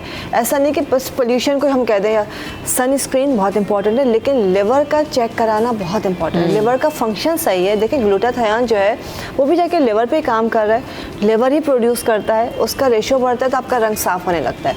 अगर आपका लिवर प्रॉपर फंक्शन कर रहा है, आपका खून जिसके अंदर आरबीसी आपका लेवल सही है, हीमोग्लोबिन लेवल सही है, तो आपके नेचुरली आपका स्किन का ग्लो और स्किन की ब्राइटनेस अलग होगी। अच्छा, अब इसमें ये जो ग्लूटाथायोन के इंजेक्शंस लग रहे हैं, उनका कितना हद तक जो है वो रोल है और इफेक्टिव है? वो मेरा देखिए वो वही वाली बात है, उनको भी पूरे टाइम मैनेज करते रहना पड़ता है, एक दफ़ा में लग के नहीं आप वो हो जाएंगे। और ऐसा नहीं कि आप ज़िंदगी भर के लिए हो जाएंगे, वो तो आपको अल्लाह ने जैसा बनाया आप वैसे ही रहेंगे। वही वाली बात है, ग्लूटा जो है वो भी काम कर रहा है लिवर के ऊपर। अब किसी को 4 में रिजल्ट आ रहा है और किसी को 20 में भी रिजल्ट नहीं आ रहा है। क्यों नहीं आ रहा है? कि उनका लिवर फंक्शन सही नहीं है, उनका लाइफस्टाइल सही नहीं है। आप 100 भी लगाएंगे तब भी नहीं आएगा। तभी हम कहते हैं, जैसे अभी रज़ा भाई ने कहा कि उनको ब्लड प्योरीफायर्स दिए जाते हैं, उसके अलावा उनको लिवर टॉनिक दिए जाते हैं। ग्लूटाथायोन भी लिवर टॉनिक ही है। अगर आप खा रहे हैं, या आईवी तेज़ी के साथ काम करता है, इसलिए वो जल्दी रिजल्ट देने की बात कर रहे होते हैं। खाने वाला कहते हैं 6 महीने 7 महीने खाने से क्या मुराद है? टैबलेट्स वगैरह? टैबलेट्स होती हैं, कैप्सूल्स होते हैं, सॉफ्ट जेल्स होते हैं। अब मसला ये है कि जब आप खाएंगे आपका लिवर प्रॉपर फंक्शन करेगा, आपकी बॉडी को सप्लाई ब्लड की अच्छी होगी, तो नेचुरली आपका जो है ना स्किन जो इवन टोन हो जाएगी, आपकी स्किन फ्लॉलेस हो जाएगी और ब्राइटनेस आना शुरू हो जाएगी। ये मर्द और ख़वातीन दोनों इस्तेमाल करें? बहुत अच्छा, ये नेचुरल है, इसमें कोई चीज़ नहीं। आप लिवर टॉनिक नेचुरल फॉर्म में भी ले सकते हैं, आप डिटॉक्स वाटर नेचुरली ले सकते हैं, चुकंदर हो गया है, पुदीना हो गया, इस तरह की बहुत सारी चीज़ें लगाने के लिए अलग है, लेकिन पीना या खाना ज़्यादा अच्छा है। देर पास रात जैसे आपने बताया, अभी मेरा हाल भी कह रही कि आपका लेवर अच्छा होगा और आपने भी कहा कि उन्हीं चीज़ों पे हम काम करते हैं, तो उनमें आप क्या क्या चीज़ें, अभी चुकंदर उकंदर को तो कोई घास ही नहीं डाल रहा ना, तो खाना पसंद ही नहीं कर रहे, सलाद तो वैसे भी खाते भी लोग। ABC पी लें, ABC जूस तो फैशन हो गया ना अब तो। हाँ फैशन वो भी असल जी में- बड़ी आउटलेट से खरीदेंगे तो पियेंगे, ABC जूस घर में नहीं बना सकते। ये देखिए पुराने दौर में जो ख़वातीन थी ना, वो चाकसू हो गया, हाँ, चाकसू और गुड़ इसको पीस के रख लेते थे। ये चाकसू क्या है? जड़ी चाकसू बीज होते बीज थे। अच्छा। और इसके जिस तरह अलसी के या फ्लैक्सीड के लड्डू बनते थे ना, मखसूस सर्दियों में पेड़े बनते थे, इसी तरह से चाकसू को भी बनाया जाता था और वो खिलाया जाता था। वो बच्चों को, जिन बच्चों को खिलाया जाता था, पूरा साल उनकी स्किन सेफ रहती थी, उनको स्किन डिजीज़ कोई होती नहीं थी, यानी स्किन पे सही। दाने, पिंपल्स ये नहीं होते थे। और दूसरा ये कि पनीर बोटी ज़्यादा इस्तेमाल की जाती थी। 6-7 दाने पनीर के रात को भिगो दिए, 200-250 की मिलती है, पूरा साल ख़त्म नहीं होती, पूरी फैमिली खा लें, इस्तेमाल करती रही। वो 5-6 दाने रात को भिगो दिए, सुबह छाने और उसका पानी पी लिया। उसमें क्या अब होता उससे है? क्या होता है, जो टॉक्सिन है, टॉक्सिक मादे हैं आपके, वो निकल जाएंगे, लीवर बूस्ट होगा। बिल्कुल। जब लीवर बूस्ट होगा तो लीवर का काम है खून को साफ़ करना, खून के अंदर खून और ऑक्सीजन का अमल सही तरह से पहुंचना उन खुलियात तक जो आपकी स्किन की ऊपर की सतह तक है, यानी ये ऊपर वाला हिस्सा हमारी स्किन का ये वाला है। तो जब वहाँ पर खून ऑक्सीजन की सप्लाई सही होगी तो आपके जो डैमेज टिश्यूज़ हैं वो ठीक होंगे, मेलानिन जो है वो अपनी जगह से बेहतर होगा। एक चीज़ तो ये होगी, उससे पिगमेंटेशन हो गई, खून का साफ़ होना ये ज़रूरी हो गया। दूसरा, जैसे डॉक्टर साहब वो फरमा रही हैं कि जैसे चुकंदर है, गाजर है, ये इस तरह की चीज़ें हैं, जूसेस इनके इस्तेमाल करना, पुदीना का इस्तेमाल करना, ये सारा वो है जो कि आपके सेम इसका मोड ऑफ एक्शन वही है जो कि ग्लूटाथायोन का है। एक चीज़ें फास्ट काम करती हैं, एक ज़रा स्लोली करती हैं, लेकिन रिज़ल्ट है। लेकिन कहीं थोड़ा देर लगेगी, कहीं थोड़ा जल्दी आएगा। लेकिन उसमें यह है कि कुछ चीज़ें हैं जिनसे बचना भी है। जिनसे बचने से मुराद ये कि अगर आप डीप फ्राई चीज़ें खाते हैं, आप ऑयल अच्छा इस्तेमाल नहीं करते, और उसके साथ साथ आप जो इंतहाई गरम मसालों का इस्तेमाल रखते हैं ज़रूरत से ज़्यादा, तो ये चीज़ें भी आपकी स्किन पे असरअंदाज होती हैं। बिल्कुल ऐसा ही है। बहुत सारे लोग ना मुख्तलिफ तरह के प्रोडक्ट्स भी यूज़ कर रहे होते हैं कि अभी तो हर चीज़ में ना फेयरनेस लिखा हुआ आ रहा होता है। फेस वॉश उठाएं जी फेयरनेस का है, क्रीम उठाएं फेयरनेस के लिए, बॉडी लोशन उठाएं, तो वो क्या वाकई वो चीज़ें इफेक्टिव होती हैं? मुझे तो नहीं लगा आज तक देखिए कि भाई बहुत ज़्यादा जल्दी आप एक ही एक चीज़ लगाए जा रहे हैं और उससे आप गोरे हो गए। मतलब साल मैंने वो फेयरनेस क्रीम लोगों को लगाते हुए देखा, चिट्टे ना हुए। नहीं हुए, जिनका कभी भी नहीं हेमोग्लोबिन होंगे। सही है ना, हाँ। जिनके अंदर RBC ठीक है, उनका CBC ठीक है, उनका LFT ठीक है, उनके ऊपर ये चीज़ें काम भी करती हैं। देखिए, जो अच्छे model- ब्रांड हाँ, हैं, ये मैं नहीं काम भी होगा कि करती हैं। मैं उम्मे राहिल जैसी रंगत लेके बैठ जाऊँ, नहीं पॉसिबल। मेरे एक अलग ही टोन है, अलग टोन। उम्मे राहिल की बिल्कुल नहीं, अलग टोन देखिए, है। मसला ये Skin रमशा, tone। देखिए मोड ऑफ एक्शन क्या है, ब्राइटनिंग लिख तो हाँ। दिया, बट आप जब लगा रहे हैं आपकी सन टैनिंग ख़त्म कर रहा है वो, ठीक है, आपकी स्किन को हाइड्रेट कर रहा है, आपका ब्लैक हेड वाइट हेड ख़त्म कर रहा है। प्रॉपर क्लेंजिंग जो है, कोई भी चीज़ें, देखिए लिखने को तो सब लिख देंगे, लेकिन कुछ चीज़ें काम करती हैं। आपके स्किन की प्रॉपर क्लेंजिंग हो रही है, आपकी डीप पोर क्लेंजिंग हो गई है, आपकी टैनिंग ख़त्म हो गई है, आपको हाइड्रेशन मिल गई है, और जो यानी एसेंशियल विटामिन्स हैं, लाइक आपका विटामिन C हो गया है, नियासिनामाइड हो गया, आर्बिटन हो गया है, कोजिक एसिड हो गया है, इसकी डिफरेंट चीज़ें हो गई, हाइलोनिक एसिड हो गया। अब मसला ये है, हम कहते हैं कि विटामिन C लगाएं, हमने एक हफ्ता लगाया, रंगोरा नहीं हुआ, कभी भी नहीं होगा। नहीं, विटामिन अब विटामिन C तो आपको ज़िंदगी भर यूज़ करना है, मिनिमम भी 6 महीने में आपको रिजल्ट ऐसा मिलेगा कि आप खुद भी कहेंगे और लोग भी कहेंगे, लेकिन कंटिन्यूसली यूज़ करना है। इसलिए कि ऐसा नहीं है कि वो जाके आपकी बॉडी में स्टोर नहीं हो रहा है, वो जा रहा है, रिजल्ट दे रहा है और निकल भी तो रहा है ना, तो उसकी इनटेक आपको करते रहना है, लगाते भी रहना है, खाते भी रहना है। तो आपका रूटीन है, डेली रिजीम है कि आपने दिन में एक दफ़ा विटामिन C लगा लिया। नियासिनामाइड, ये बहुत प्यारा विटामिन है, हर कोई लगा सकता है, इसका कोई नुकसान नहीं, आपके स्पॉट्स को क्लियर करता है, आपकी जो पिगमेंटेशन है उसको लाइट करता है, ब्राइटनिंग इफेक्ट देता है, क्योंकि आपके मेलानिन की प्रोडक्शन को वो स्लो डाउन करता है, स्किन की हेल्थ को अच्छा करता है। बट ये भी रातों रात नहीं आता है, ये भी रूटीन में आपको करना है। देखिए, ये रूटीन बता रही हूँ, रूटीन का मतलब जैसे आप रोज़ाना नाश्ता कर रहे हैं या रात का खाना खा रहे हैं, 2 टाइम का खाना तो खा रहे हैं ना। कभी ऐसा होगा हम कहेंगे आप खाना कम कर दें, वो कहेंगे जी रोटी के बगैर ज़िंदा कैसे रहेंगे, नहीं रह सकते, या पानी के बगैर कोई कैसे ज़िंदा रहेगा। तो ये जो विटामिन्स है लगाने वाले, कुछ बेसिक विटामिन्स है, अगर आप लगाते हैं तो आपको कभी शिकायत नहीं होगी कि जी मेरा रंग ख़राब हो रहा है, मेरे स्पॉट्स आ गए हैं या मेरी स्किन क्लियर नहीं है। 5 से 6 महीने की मेहनत है और उसके बाद आपने रूटीन केयर करनी है। केयर में क्या है? प्रॉपर वॉश, सही। सन ब्लॉक यूँ समझ लें कि वो चीज़ है जो दुनिया की हर क्रीम से ज़्यादा कीमती है और जिसको हम सबसे ज़्यादा हमारे यहाँ बिल्कुल इग्नोर्ड है। Yes. अच्छा, रंग गोरा और फेस ग्लोइंग अलग अलग चीज़ है। अच्छा, हम इस पर मज़ीद भी बात करेंगे ना कि कैसे ये पूरी बॉडी का रंग कैसे गोरा होता है या फेस को जो है ना कैसे शाइन और ग्लोइंग इफेक्ट लेकर आना है आफ्टर दिस ब्रेक।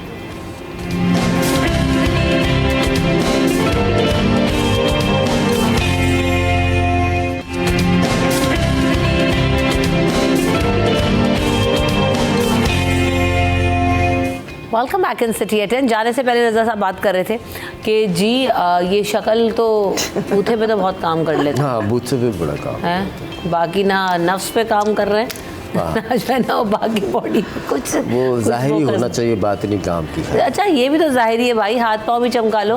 हाँ, अच्छा देखिए, एक तो ये चीज़ पाँव तो धोना रिवाज ही नहीं है यार। गोरा गर्दन भी साफ नहीं कर अच्छा, गर्दन ये जो काली हो जाती है उसका भी बताइएगा आप। हाँ। अच्छा चले, आप क्या कह रहे थे पहले? मैं कह रहा था रंग गोरा करने में और फेस ग्लोइंग में दोनों में फ़र्क है। हाँ, मतलब एक सांवला रंग है लेकिन उस पर ग्लोइंग है, चमक है, ताजगी है और वो अच्छा लग रहा है, ठीक है ना। इस पर ग्लोइंग करना वो ज़रूरी है।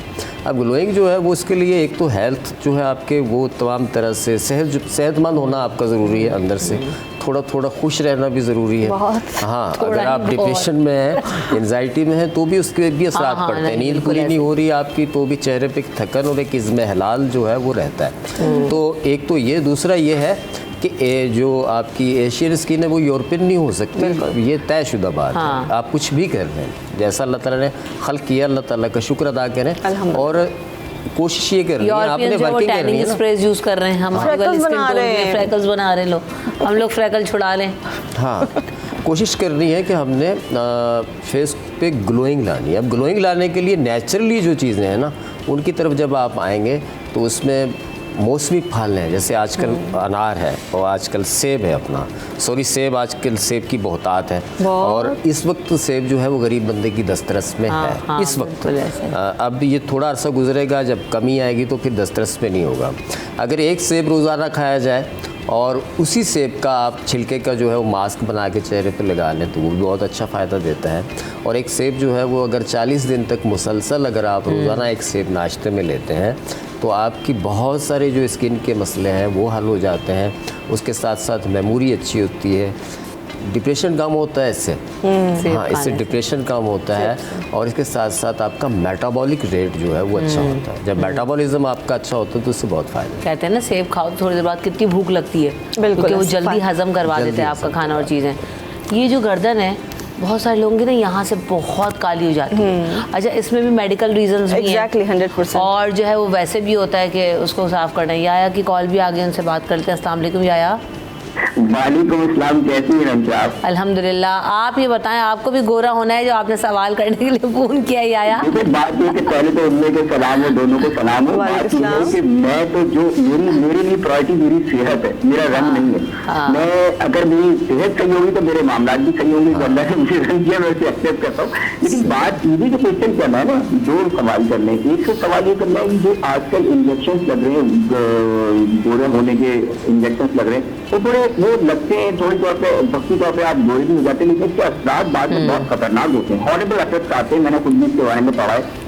तो वो एक तो ये इसके नुकसान क्या है, ये लगानी चाहिए नहीं लगानी चाहिए। दूसरी बात ये कि जो लोग बहुत ओवर कॉन्शियस होते हैं, भाई एक अल्लाह ने आपको कलर दे दिया है, ठीक है, आप ठीक है किसी हद तक तो एनहांस कर सकते हैं, लेकिन उस कॉम्प्लेक्स में जब आप चले जाते हैं तो आपकी सेहत बजाय उसके टेंशन में आए, तो उन लोगों के लिए उनमें क्या पैगाम देंगे, ये मेरा सवाल है। डिप्रेशन में आ जाती हैं लड़कियां, 100% शादी होने वाली है, कैसे होगा? देखिए, बिल्कुल बड़ी प्यारी बात की। पहले मैं रज़ा भाई की बात को सेकंड करूंगी कि एक ग्लोइंग की जो स्किन की बात हो रही थी, लेकिन हमशा रंग अल्लाह ने जो बनाया बेहतरीन सूरत में हमें बनाया, उससे बेहतर हमारे लिए कोई नहीं सोच सकता, ठीक है। दूसरी बात है कि उसका ख्याल रखना हमारी जिम्मेदारी, जो कि हम नहीं रख रहे होते।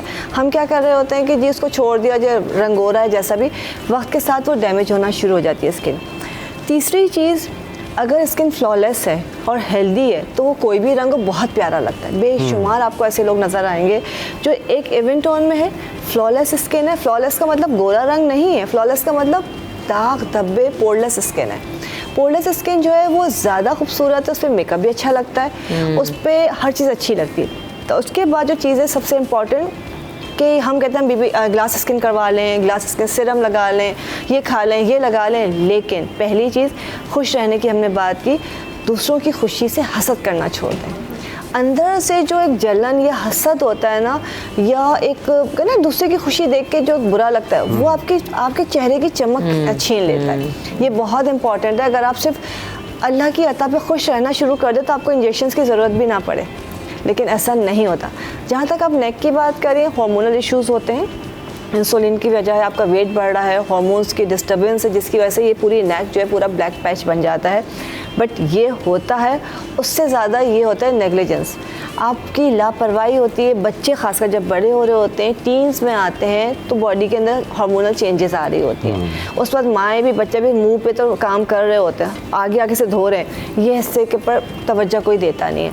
एक तो हार्मोनल चेंजेस, दूसरा लापरवाही, तो दोनों चीज़ें मिलके जो है ये पूरा पैच बन जाता है। इसके लिए पहली चीज़, अगर बिल्कुल मोटी सी लेयर बन गई है, इसका मतलब आपने पूरे हार्मोन्स चेक करवाने, इंसुलिन चेक करवाना है और उसका ट्रीट करना है। सही। सेकेंड ये कि वेट नहीं बढ़ना चाहिए, टीन हो मतलब यंग एज हो या कोई भी, ओवर वेट जब होते हैं तो यहाँ पे आपका ब्लैक लेयर का मतलब ये है कि बॉडी को इलाज की ज़रूरत है।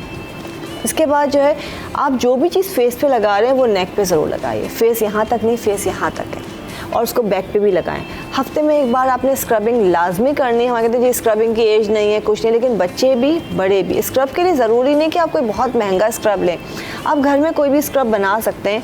आप बादाम जो है वो क्रश कर लीजिए, पुराने रखे हुए बादाम जिसमें स्मेल हो जाती है, खाए नहीं जाते। उसके अलावा शुगर, आप चीनी, कॉफ़ी और ग्लिसरीन मिला के ये बेस्ट आपका स्क्रब बन जाता है, बॉडी स्क्रब। मैं फेस का नहीं कह रही हूँ, इसको पूरी बॉडी पे लगा के मसाज कीजिए। और नहाने के बाद या शावर लेने के बाद जो मॉइस्चराइजिंग क्रीम बहुत ज़रूरी है। ड्राइनेस भी जो है स्याही देती है, तो कोई भी स्किन का पार्ट हो उस पर ड्राइनेस आएगी, चाहे वो फोल्ड्स हो या नेक हो, तो वो आपकी काला होना शुरू हो जाएगा। अच्छा, अब जैसे उमेराहिल बात कर रही थी ना अभी कि बच्चों के लिए भी, तो अभी बच्चे स्कूल जा रहे हैं, बहुत तेज़ धूप है, स्कूल्स ओपन हो गए। अब मैं देख रही हूँ कि मेरा अपना बच्चा भी बहुत ज़्यादा टैन हो जाता है, क्योंकि बाहर खेलते हैं वो ब्रेक टाइम में, और फिर तो उन बच्चों के लिए क्या उनको दे सकते हैं, क्योंकि उनको हर प्रोडक्ट भी नहीं आप यूज़ करवा सकते, स्किन इतनी सेंसिटिव होती है। देखिए, कुदरती तौर पे अल्लाह ताला ने जो है ना वो तमाम चीज़ों का सामान मुहैया किया हुआ होता है हमें मौसम के लिहाज से। गर्मियों में जो स्किन के हेल्थ के जितने भी इशू आते हैं, अल्लाह ताला ने उसका सबब हमारे लिए पहले से दिया हुआ होता है। अब इसमें एक तो देखें, जैसे कि दोपहर को बच्चा जब घर पे आता है, अगर आप उसको नींबू का शरबत थोड़ा बहुत पिला देती है, 2-4 कतरे भी, तो उसके लिए वो भी इसकी स्किन के लिए बहुत अच्छा रहता है। ना सिर्फ स्किन के लिए बल्कि उसके मैदे के एंजाइम को बेहतर भी करता है और उससे भूख भी बढ़ती है। ठीक है, खाना भी हजम होता है। एक चीज़ ये हो गई। दूसरा देखें, जिसमें आप अपना शिमला मिर्च एक बड़ी अच्छी सोर्स है। कोरोना के बाद से जो नई होने वाली रिसर्च थी, जिसमें सबसे ज़्यादा काम किया गया कि इंसान की इम्यूनिटी किस तरह स्ट्रॉन्ग हो, और ये न्यूक्लियर वायरस वाला जो दौर है, इसमें इंसान अपने आप को किस तरह से बचा सकता है अपनी हेल्थ को, तो उसमें उन्होंने जितनी मिथ थी ना पुरानी विटामिन सी वाली, सारी रद्द कर दी। उन्होंने 2 निकाली जी। एक तो अमरूद बेहतरीन ज़रिया है इसका, विटामिन सी का बिग सोर्स है, और दूसरा शिमला मिर्च। अच्छा, शिमला मिर्च देखें एक ऐसी चीज़ है जो, ये वो मिर्च है जो बच्चे खुशी से खा लेते हैं, है ना। अच्छा, इसमें आप बच्चों को अगर ये देते हैं इस एज में, तो इसमें एक ना सिर्फ उनको विटामिन सी की सोर्स भी अच्छी मिलेगी, दूसरा ये होगा कि डॉक्टर साहब जानते हैं कि विटामिन सी एक अच्छी सोर्स है जो आपके आरबीसी को, ब्लड सर्कुलेशन को, ऑक्सीजन लेवल को बेहतर रखता है, जिससे स्किन हेल्थी रहती है और इम्यूनिटी सिस्टम जो है आपका वो स्ट्रॉन्ग रहता है। दूसरा ये है कि जिन लोगों को ख़ुसूसन ये कम्प्लेक्स है कि यानी गर्मी में काम कर रहे हैं, बाइक का सफ़र करते हैं, ज़ाहिर चेहरे पे धूप पड़ रही है तो चेहरा काला होता है, या वो ख़वातीन जो खुले सहनों में काम करने वाली हैं, खुले सहनों में जो काम करने वाली हैं, उनके साथ भी ये इशू होता है। वो हेल्थ की सेहत के एतबार से ठीक है, लेकिन धूप जहाँ पड़ रही होती है वो जगह वहाँ पर ब्लैकनेस आ जाती है। तो उसके लिए जो बेहतरीन चीज़ है उसमें आप ले सकते हैं नींबू का रस 1 प्याला ले लें, अर्के गुलाब जो है वो 1 प्याला ले लें, ग्लिसरीन जो होती है वो आम मिल जाती है, वो 1-आध कप उसका ले लें, यानी कप, प्याले से मुराद ये कप रख लें आप एक साइज़ के ना, और इसके अंदर आप एलोवेरा अगर मिल जाए तो वो भी 1 कप डाल दें। ठीक है, अब इसको अच्छी तरह से मिक्स करके आप फ्रिज में रख लें, वैसे फ्रिज में ना भी रखें तो भी ये 15-20 दिन तक ख़राब नहीं होता। अच्छा, अब इसका तरीका ये होता है कि रात को सोते वक्त आपने अपने हाथों पे, पैरों पे, गर्दन पे, फेस पे भी लगा सकते हैं। फेस पे हल्का लगाएं, बाकी आप अब पैरों पे, हाथों पे अच्छी तरह से लगा के सो जाएं, सुबह उठें और इसको वॉश कर लें। आप 15 दिन करें, इंशाल्लाह ताला जो स्किन है आपकी वो गोरी चिट्टी हो जाएगी, उतनी जितनी कि आपकी है नेचुरली। और पहले तो ये घरों में बना के रखा जाता था। सर्दियों में तो कोई मॉइस्चराइजर्स वगैरह थोड़ी इस्तेमाल करते थे पहले, और लेमन ग्लिसरीन बना के रख देते थे। मुझे भी याद है हमारे घर में ये होता था और लगाते थे इसको रोज़ नहाने के बाद लगाना था। अच्छा, अभी आपने बच्चों की बात की, यहाँ पे एक बात ज़रूर ऐड करूँगी कि बच्चों को सनब्लॉक ज़रूर लगाना चाहिए। बच्चों का सनब्लॉक का इंतखाब कैसे करना है, मुझे ये सवाल करना था, बट आफ्टर दिस ब्रेक।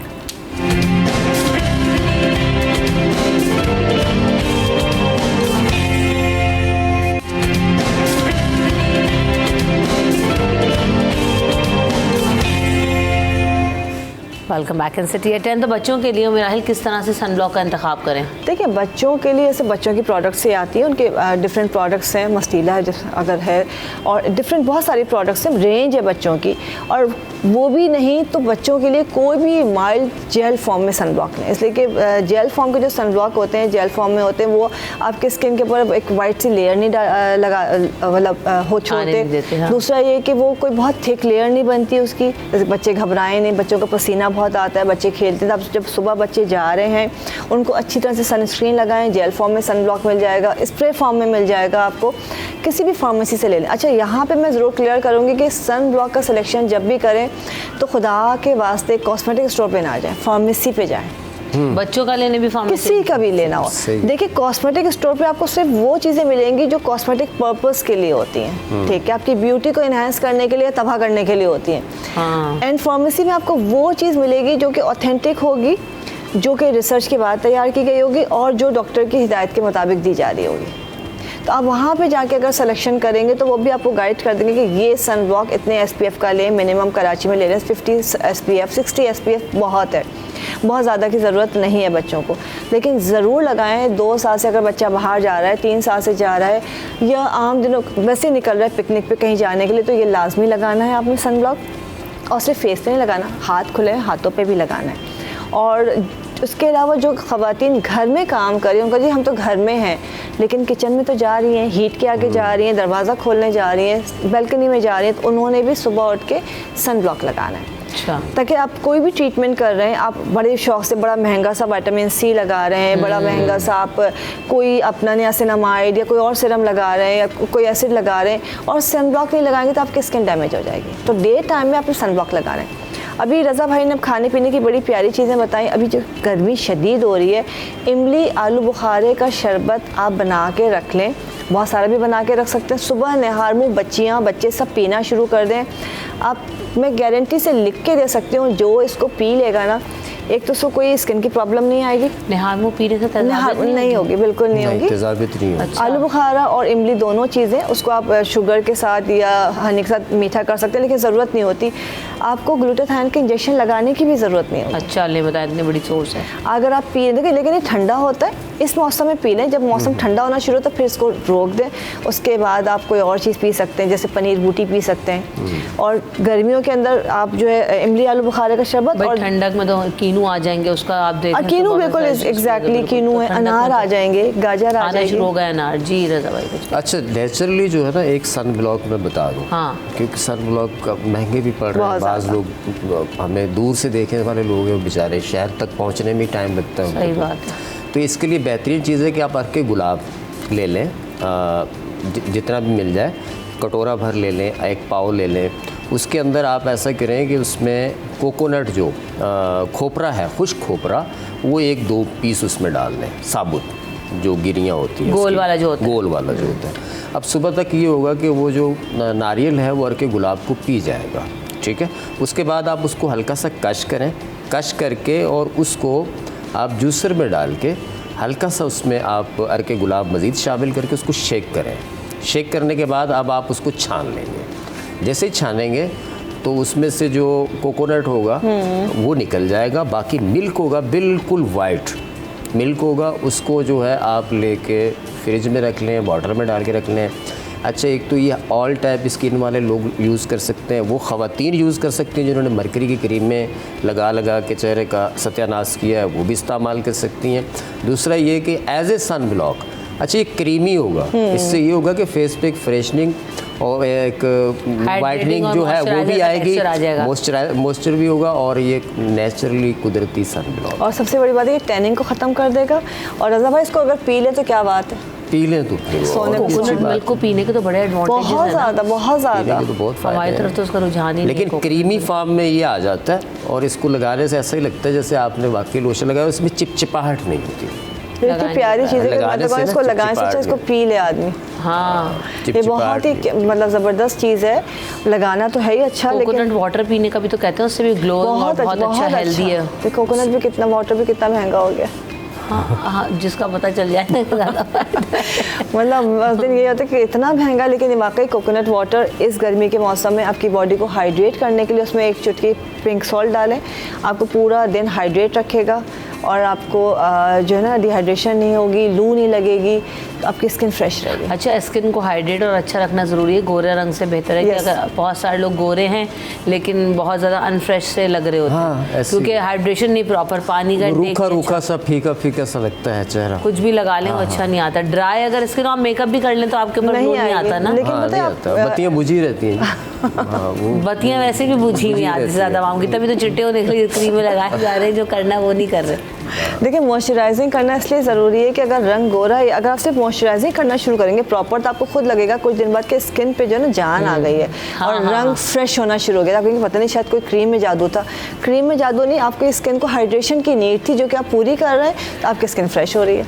हाँ, इस पर यह कि पानी का इस्तेमाल जो है उसको आप गैर ज़रूरी रखें, यानी गैर ज़रूरी से मुराद ये कि अगर आपको प्यास नहीं भी लगी तो थोड़ा सा पी लें। पानी का इस्तेमाल ज़्यादा रखना है। सही। अगर आप पानी का इस्तेमाल ज़्यादा रखते हैं, सबसे देखें ना, अब डिहाइड्रेशन के असरात जो आता है वो स्किन पे आते हैं बहुत ज़्यादा, ठीक है ना। तो आपने एक तो पानी का इस्तेमाल उसको अच्छा रखें, और साथ साथ जो है जैसे डॉक्टर उम्मे राहिल ने बताया, ये बहुत अच्छा है, यानी जिसको आप कह सकते हैं कि ये हर्बल ग्लूटाथायोन है, जिसमें आपने इमली के 5 दाने ले लें, आलू बुखारे के 5 दाने ले लें, 5 दाने पनीर के ले लें, इसमें ये रात भर भिगो दें, सुबह इसको छान के मसल के अगर ये सुबह खाली पेट पी लिया जाए, तमाम मिजाज के लोग इसको ले सकते हैं।